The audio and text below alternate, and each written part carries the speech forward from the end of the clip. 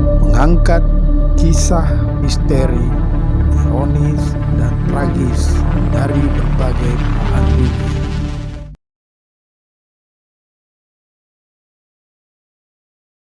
Assalamualaikum warahmatullahi wabarakatuh. Salam revolusi akhlak. Kembali bersama saya Deng Iwan dalam kisah gelap. Jas merah, jangan sekali-kali melupakan sejarah. Begitu kata Bung Karno. Nah, kali ini kita akan mengenang sejarah tumbangnya sang pencetus Nasakom, Soekarno. Menjelang kejatuhan Soekarno, banyak peristiwa yang menarik untuk kita cermati. Termasuk bagaimana peran Jenderal Sarwo Edi yang saat itu menjabat Komandan RPKAD dalam tumbangnya Soekarno. Siapa Jenderal Sarwo Edi? Mungkin publik sudah tahu bahwa beliau adalah mertua Presiden RI ke-6 Susilo Bambang Yudhoyono atau SBY. Sarwo Edi sekaligus kakek dari Ketua Umum DPP Partai Demokrat Agus Harimurti Yudhoyono atau AHY. Sedangkan Soekarno adalah ayah dari Presiden RI kelima yang juga Ketua Umum PDIP Megawati.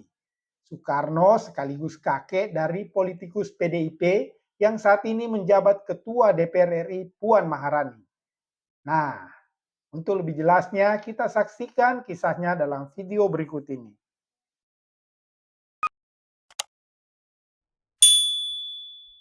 Konsep nasionalisme, agama, dan komunisme atau Nasakom dicetuskan oleh Soekarno. Rumusan ini mewakili 3 pilar utama yang menjadi kekuatan politik bangsa Indonesia sejak era pergerakan nasional hingga pasca kemerdekaan. Nasakom sendiri menjadi ciri khas era demokrasi terpimpin yang berlangsung pada tahun 1959 hingga 1965. Namun, gagasan ini ternyata sudah dipikirkan oleh Soekarno jauh sebelum itu, yakni pada tahun 1926. Dalam artikelnya di surat kabar Suluh Indonesia Muda, Soekarno menulis, "Dengan jalan yang kurang sempurna, kita mencoba membuktikan bahwa paham nasionalisme, Islamisme, dan Marxisme itu dalam negara jajahan pada beberapa bagian menutupi satu sama lain," tulis Soekarno. Nasionalisme, Islam, dan Marxisme inilah asas-asas yang dipegang teguh oleh pergerakan-pergerakan rakyat di seluruh Asia. Inilah paham-paham yang menjadi rohnya pergerakan-pergerakan di Asia. Rohnya pula pergerakan-pergerakan di Indonesia kita ini, lanjut Soekarno. Soekarno muda menilai ada 3 aliran politik yang menjadi pilar pergerakan nasional dalam kehidupan bangsa pada zaman kolonial Hindia Belanda kala itu. Pertama adalah kelompok nasionalis yang diwakili Indische Party atau IP. Kedua, golongan muslimin yang mewujud dalam Sarekat Islam atau SI. Dan ketiga, Partai Komunis Indonesia atau PKI dengan ideologi Marxisme. 3 dekade berselang, tepatnya 1956 atau 11 tahun setelah Indonesia merdeka, Bung Karno mengumandangkan kembali gagasan yang pernah dilontarkannya pada tahun 1926 itu, yakni Nasakom. Dikutip dari buku Demokrasi untuk Indonesia, Pemikiran Politik Bung Hatta, yang terbit tahun 2010 karya Zulfikri Sulaiman, Demokrasi Parlementer melindungi sistem kapitalisme. Soekarno mengkritik sistem demokrasi parlementer yang dianggapnya tidak cocok diterapkan di Indonesia. Karena menurut Soekarno, parlemen dikuasai oleh kaum borjuis dan oleh karenanya tidak akan bisa memakmurkan rakyat. Tak hanya itu, Bung Karno juga menganggap sistem demokrasi parlementer juga bisa membahayakan pemerintahan. Di dalam demokrasi parlementer, tiap-tiap orang bisa menjadi raja. Tiap-tiap orang bisa memilih. Tiap-tiap orang bisa dipilih. Tiap-tiap orang bisa memupuk kekuasaan untuk menjatuhkan menteri-menteri dari singgasananya, sebut Soekarno. Maka pada Februari 1956, Soekarno mengusulkan konsep baru yang disebutnya demokrasi terpimpin dengan berfondasi kepada 3 pilar utama Nasakom. Rosian Anwar dalam In Memoriam mengenang yang wafat terbit tahun 2002 mengungkapkan, konsep demokrasi terpimpin dan Nasakom ditentang oleh Muhammad Hatta, sang wakil presiden.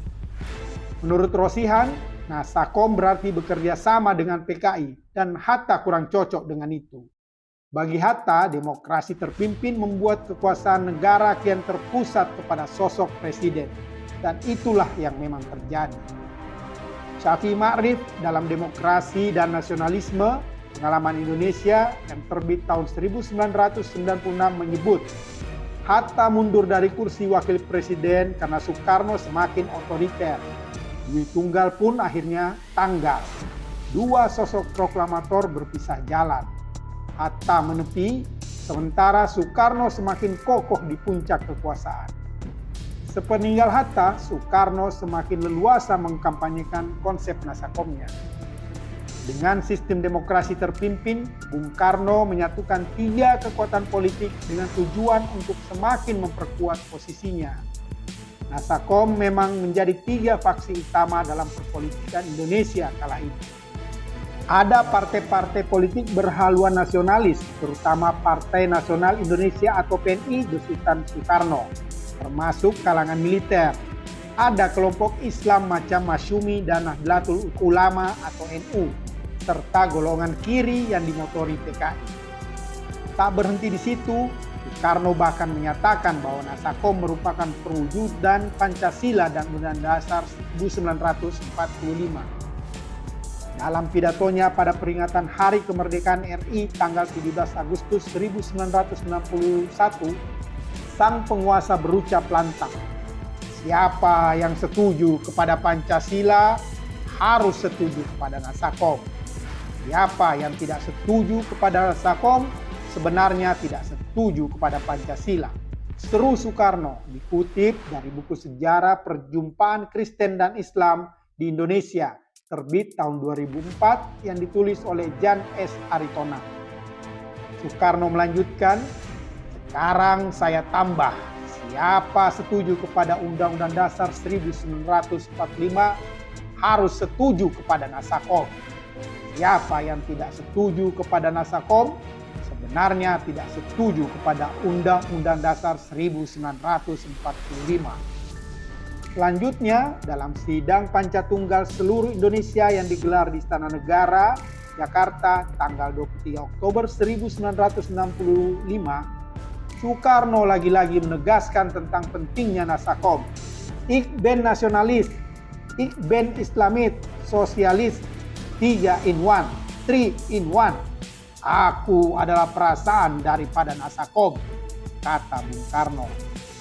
Ini disampaikan Soekarno bahkan ketika pengaruhnya mulai luruh dan pamor PKI hancur akibat gerakan 30 September atau G30S PKI tahun 1965.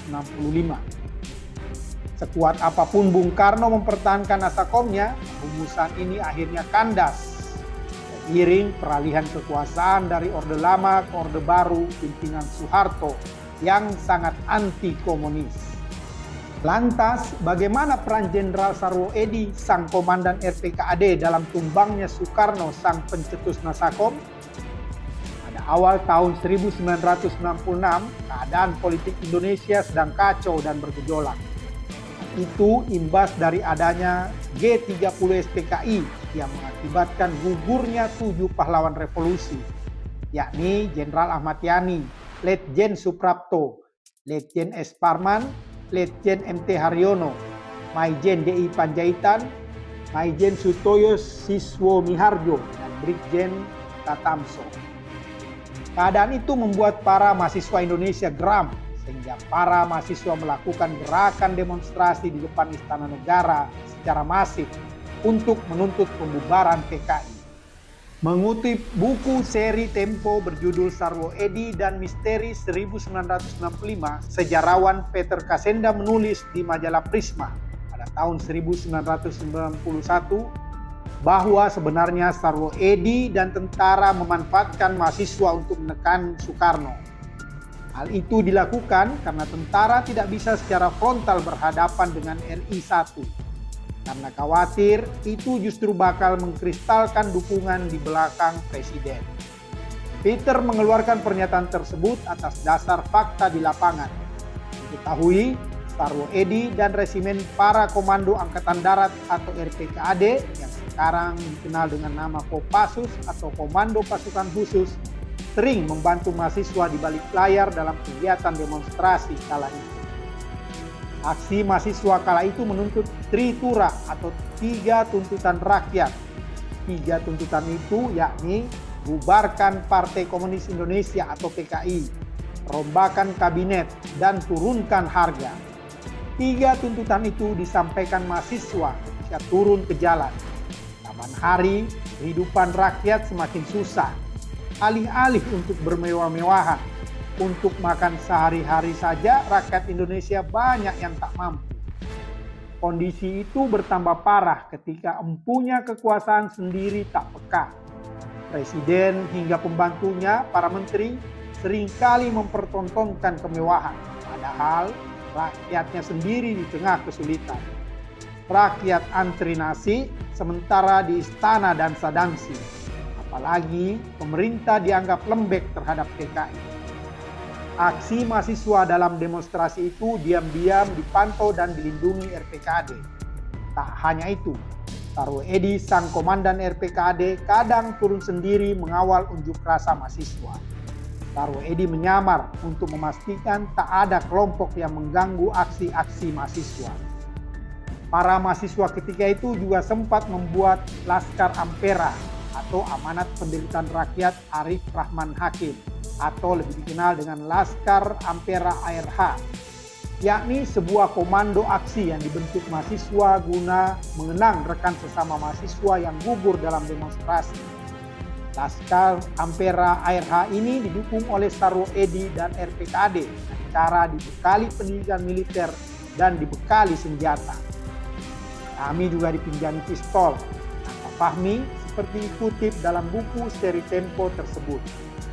Laskar Ampera ARH berdiri pasca tewasnya seorang mahasiswa kedokteran Universitas Indonesia atau UI bernama Arif Rahman Hakim dalam sebuah aksi di depan Istana Merdeka pada 24 Februari 1966. Tugas keamanan yang ingin membubarkan pengunjuk rasa lalu melepaskan tembakan yang mengenai Arif Rahman hingga tewas. Kebetulan demonstrasi yang pertama kali diikutinya adalah demonstrasi di depan Istana Merdeka pada 24 Februari 1966. Waktu itu, mahasiswa memprotes sidang dan pelantikan kabinet Dwi Kora yang disempurnakan. Rupanya aksi-aksi mahasiswa ini dianggap cukup mengganggu dan mengancam oleh pasukan Cakrawirawa. Entah bagaimana mulainya, tiba-tiba pasukan Cakrawirawa melepaskan tembakan yang entah disengaja atau tidak tertuju pada para demonstran. ARH akhirnya menemui ajal dibawa ke RSPAD, ungkap aktivis mahasiswa Angkatan 66 dan juga teman sekelas ARH, Firman Lubis, dalam buku Jakarta 1950-1970 yang terbit tahun 2018. Kematian ARH laksana martir perjuangan Angkatan 66. Dari situ, segenap mahasiswa pun menggagas Laskar Ampera ARH. Para mahasiswa lalu menyusun struktur Laskar Ampera ARH. Fahmi Idris yang aktif di Senat UI yang juga kader Himpunan Mahasiswa Islam atau HMI terpilih sebagai komandan. Sedang Sumarno Dito Disastro sebagai kepala staf. Sekalipun anggotanya didominasi oleh mahasiswa, namun gaya militeristik sangat terasa. Semua itu terlihat dari kehadiran struktur Laskar yang memiliki 7 batalion yang dinamakan dengan nama pahlawan revolusi yang gugur dalam peristiwa G30 SPKI. Antara lain Batalion Ahmad Yani, Batalion S. Parman, Batalion MT Haryono, dan lain sebagainya. Ajudan pribadi Bung Karno, Maulwi Seelan, mengungkap awalnya tiada niatan Fahmi Idris dan Laskar Amperanya untuk menumbangkan pemerintahan Orde Lama. Akan tetapi, Bung Karno cenderung melindungi PKI. Sikap Soekarno itu membuat Laskar Ampera ARH menganggap Bung Karno sama saja dengan PKI. Semua pejabat yang dinilai pro PKI menjadi sasaran dari Laskar Ampera ARH. Gedung, kantor, hingga rumah pejabat yang dianggap pro PKI jadi sasaran penyerbuan. Mereka bahkan ikut menangkap 15 menteri Bung Karno yang dianggap pro PKI. Penangkapan yang dilakukan Laskar Ampera ARH membuat Bung Karno otomatis tak memiliki loyalis. Tiada berani secara terang-terangan mendukung Soekarno. Komandan resimen Laskar ini adalah Fahmi Idris, dan model organisasinya menurut media Indonesia sangat militeristik, lengkap dengan pasukan komando beserta komposisi batalion sampai kompi atau rayon. Tak begitu sulit membentuk struktur sekaligus mengisi pos-pos yang ada, karena dengan mudah rekrutmen dipenuhi oleh anggota Himpunan Mahasiswa Islam atau HMI yang sudah mempunyai jaringan organisasi yang paling siap. Ungkap Maulwi Selan dalam buku Dari Revolusi 45 sampai Kudeta 66. Kesaksian Wakil Komandan Cakrawirawa yang terbit pada tahun 2008. Laskar Ampera ARH yang anggotanya para mahasiswa ini bergerak menduduki aset-aset negara yang dikuasai kaum komunis, seperti gedung kedutaan Cina dan kantor berita Xinhua. Semua aksi yang dilakukan tersebut membuat Soekarno makin murka kepada mahasiswa. Tarwo Edi dan RPKAD akhirnya berhasil memanfaatkan gerakan mahasiswa itu untuk menekan Soekarno, yang berakhir dengan dilucuti kekuasaannya tak lama setelah insiden-insiden demonstrasi. Demikianlah kisah gelap kali ini. Sampai bertemu dalam kisah gelap berikutnya. Wassalam.